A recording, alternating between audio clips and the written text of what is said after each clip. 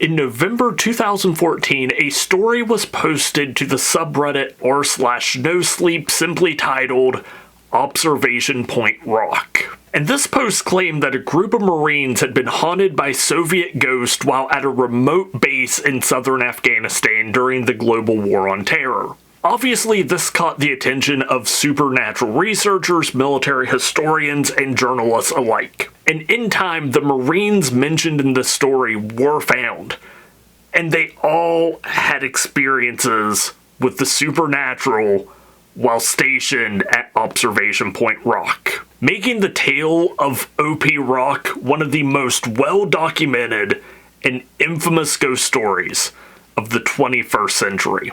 So today we are going to talk about the haunted military base known simply as The Rock. So if you like tales of weird military history and the supernatural, make sure you subscribe to the channel, leave a comment, and a like. It absolutely helps. But without further ado, let's get right into the story. Our story begins in the Helmand province of southern Afghanistan in 2009. A group of US Marines were going to take control of Observation Point Rock from a group of Welsh Guards who had been stationed there for a 60-day rotation. Typically, when one of these rotations would happen, the troops coming in would just kind of shadow and follow around the troops who were getting ready to leave to learn a layout of the land in the base. Like when enemies attack, they usually come from this area over here. This is a great place to set up an observation point to kind of see this whole area over here. Don't stand here because you'll be in the open to sniper fire, stuff like that. Instead, the Welsh troops basically just wanted to get out of there and warn the soldiers coming in that the area just had an oppressive atmosphere to it. They also warned the soldiers of two things. You're probably gonna see some weird lights at night, and if you dig anything up, make sure that you bury it. Which, what do you mean by that? So the very first day, the Marines got to work fortifying the location. Some of the walls had been damaged from attacks. The trenches around the base weren't super well maintained, so they immediately got to work repairing some of these damages. Very quickly after they began digging in these trenches, they started to find different relics from the past. They found bits of pottery, they found various bits of Soviet military debris, and they found bone. Lots and lots of bones. The Reddit poster would say that they found enough bones that they could have built an entirely second observation point just out of bone. And finding evidence of the Soviets really didn't surprise anyone, because on their way there, littered across the landscape of the desert, was the debris from Soviet troop transporters that had gotten bogged down in the mud decades earlier during the Soviet invasion of the 1970s and 80s. So the Marines assumed that just like them, back during this time period, the hill that the Observation Point Rock was on now, the Soviets had seen it and thought, yeah, that would be a good place to build a base. Shortly after being stationed there, one of the Marines keeping sentry duty between midnight and 4 a.m. reported seeing flashing coming from one of the hills about 400 yards away from the base. But it was just muzzle flashes. There was no sound of gunfire, there were no impacts hitting the hill, there was no sound of bullets cracking as they whizzed overhead, and once he lifted up his night vision, he couldn't even see the flashes anymore. They were only visible through his night vision. Eventually, on top of these phantom muzzle flashes, Marines would report seeing lights shoot up into the sky and then slowly coming down, very similar to combat flares, but again, they were only visible through their night vision.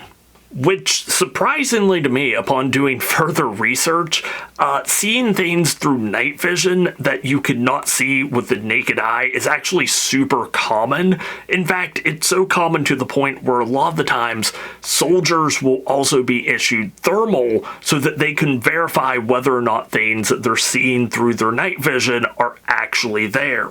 One night, multiple Marines heard a scream coming from outside this perimeter of the base, so they went to investigate and they scanned the outside of the base with thermal. They didn't see anything. They never caught sign of anyone. And the next day, they did several patrols around the base, and they never saw any signs of footsteps or anything like that. On top of this, other weird occurrences happening around the rock were things like batteries died super quickly, equipment malfunctioned at a very weird rate.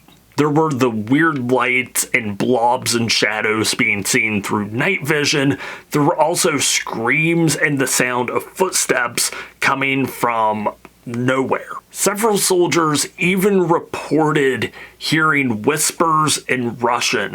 One reported that they were looking through their night vision. They saw a blob coming towards them. They were trying to decide whether or not they should fire upon it. They looked through thermal to verify whether it was actually there or not, saw nothing in thermal, looked through the night vision again, and this thing had gotten significantly closer to them in the mere seconds it took them to go from thermal back to night vision. And then when they verified it again, they were looking through the thermal, they didn't see anything. They looked back through the night vision, nothing was there.